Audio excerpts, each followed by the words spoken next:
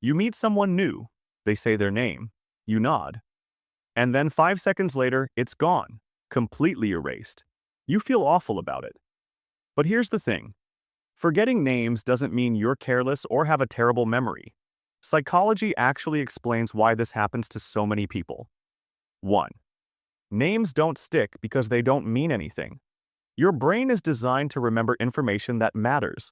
A name is just a sound. It doesn't tell you anything useful. But if someone says they're a teacher or they just moved from Seattle or they love hiking, your brain locks that in because it connects to something. Names are abstract labels, and abstract labels slip through memory like water. 2. You weren't really listening, not because you're rude, but because when you meet someone, your brain is juggling 10 other things. You're thinking about eye contact, about whether you sound confident, about what you're going to say next.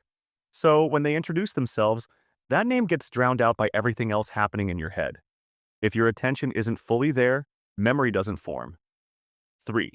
Your brain cares way more about faces than names. Evolution wired us to recognize faces instantly. There's actually a part of your brain built specifically for that. So you'll remember what someone looks like months later. But their name? That's just a word attached to the face. And words fade faster than images. 4. Your mind is too active. People who think constantly often forget names the most. Not because they're distracted in a bad way, but because their brain is running multiple tracks at once. That mental noise makes it harder to encode new information cleanly. So, ironically, an active mind can work against memory in moments like this. 5. There was no hook to grab onto. Memory works best when you can link new information to something you already know. But most introductions happen fast. No story, no context.